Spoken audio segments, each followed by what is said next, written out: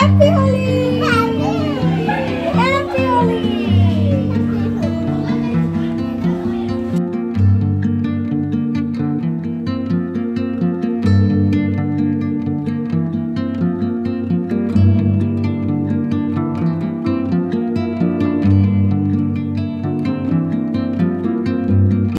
আমার ইউটিউব পরিবারের সকল বন্ধুদের জানাই শুভ দোলযাত্রার অনেক অনেক শুভেচ্ছা। হ্যাঁ জানি দোলযাত্রা চলে গেছে, কিন্তু আজকের দিনে তো ভিডিওটা করেছি যখন, আজকে তো উইশ করেই তোমাদের সাথে আজকের পুরো ভিডিওটা শেয়ার করবো নাকি বলো। তো আজকে বসন্ত উৎসব, আমার মনে হয় আজকে 8 থেকে 80 সবার মনে একটু রঙের ছোঁয়া তো আছেই। যদিও আমার মনে হয় যে বসন্তের ছোঁয়া সারা বছরই সবার মনে থাকা উচিত। বসন্তের ছোঁয়া না থাকলে আমাদের মন শরীর সেই সাথে সাথে এই সমাজ রঙিন থাকবে কি করে বলো। তো যাই হোক, চলো অনেক জ্ঞান দিয়ে দিয়েছি, আমার মনের কথা অনেক কটাই তোমাদের সাথে বলেছি।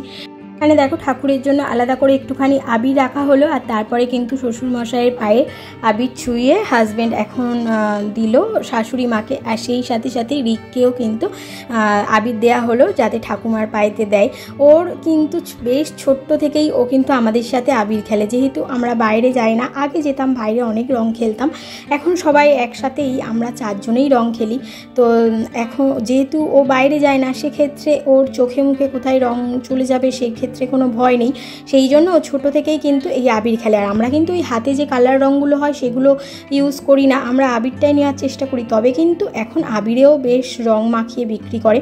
এখানে দেখো রিককে একটুখানি বললাম যে বাবার পায়েও তুমি দাও, বাবার পায়ে দিয়ে তুমি আশীর্বাদ নাও, আর সেই সাথে সাথে অনেকটা ভালোবাসা কুড়াও। তো যাই হোক, এখানে দেখো আমরা অনেকক্ষণ ধরে ওকে বেশ আদর করলাম। সেই সাথে সাথে এখন এসেছি শাশুড়ি মাকে দেবো। এর আগে কিন্তু আমি শ্বশুরমশাইকে দিয়েই এসেছি। যাই হোক, সেই ক্লিপটা তোমাদের সাথে শেয়ার করা হয়নি। আর এখানে শাশুড়ি মাকে দিলাম, সেই সাথে শাশুড়ি মাও আমাকে একটুখানি দিয়ে দিল। এখন দেব আমার হাজব্যান্ডকে।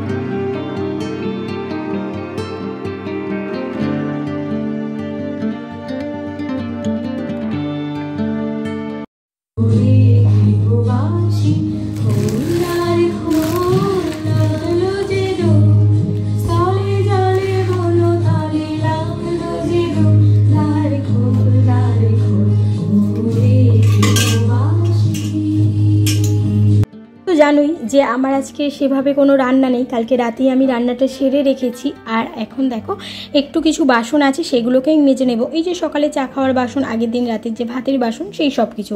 তো যাই হোক, এই ভাতটা তো বসাবো, তো সেই জন্য হাঁড়িটাও মেজে নেবো। সেই সাথে সাথে আগের দিন রাতে কিছু বাসন মেজে রেখেছিলাম, আর সকালে কিছু তো বাসন হয় এদিক সেদিক করে, তো সেইগুলোই আগে মেজে নেব।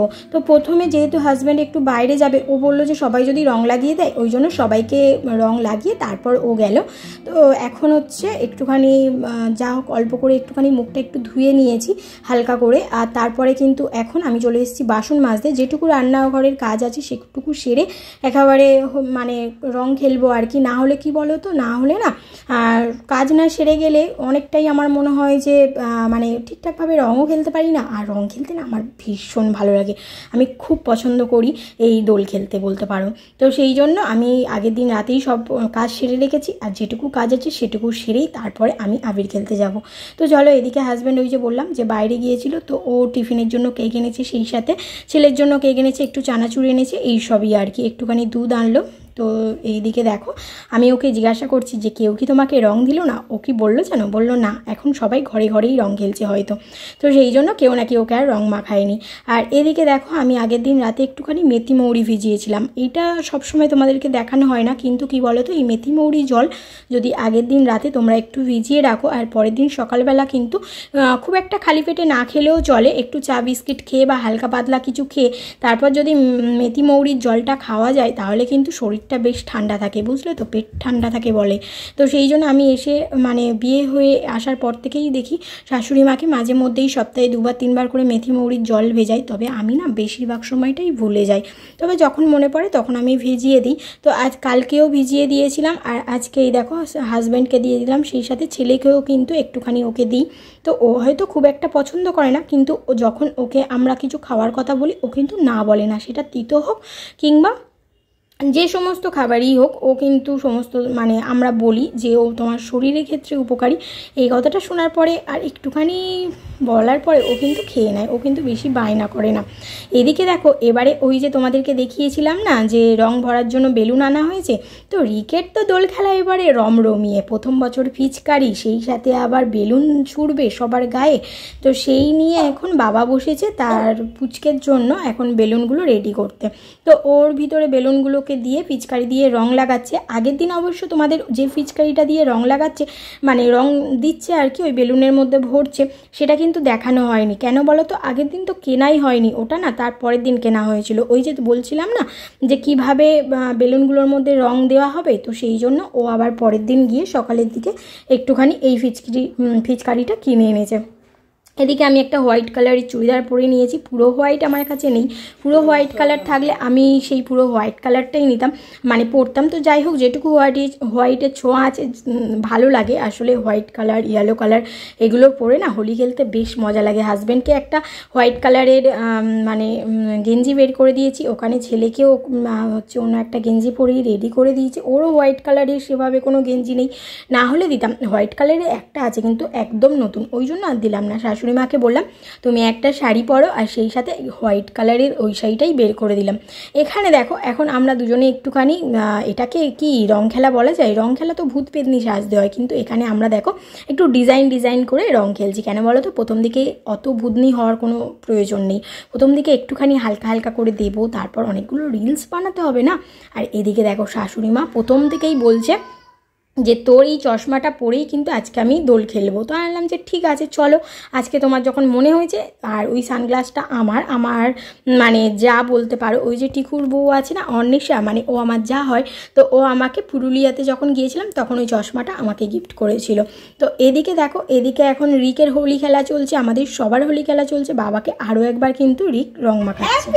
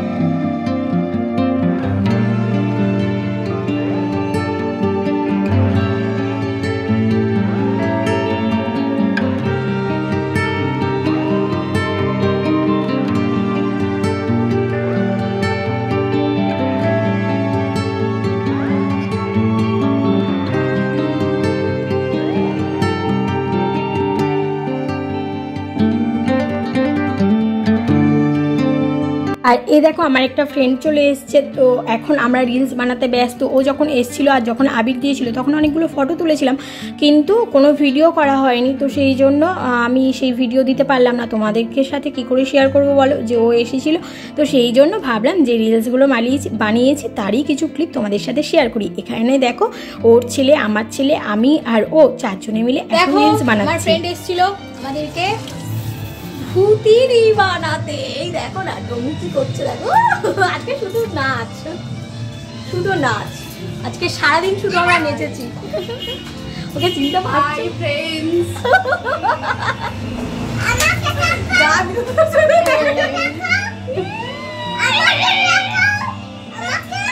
আরে দেখো এদিকে কি করছে, দেখো এদিকে এর এখন পিচকারি খেলা চলছে, আর এদিকে আসো আসো আসো একটু দেখাই। তুই রং খেলবে না? স্নান করবে কালকে নাকি আবার রং খেলবে?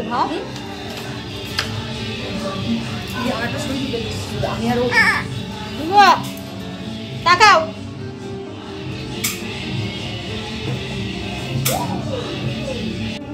তো চলো আবির খেলা শেষ, তো এবছরের মতো আজকের মতো রং খেলা শেষ।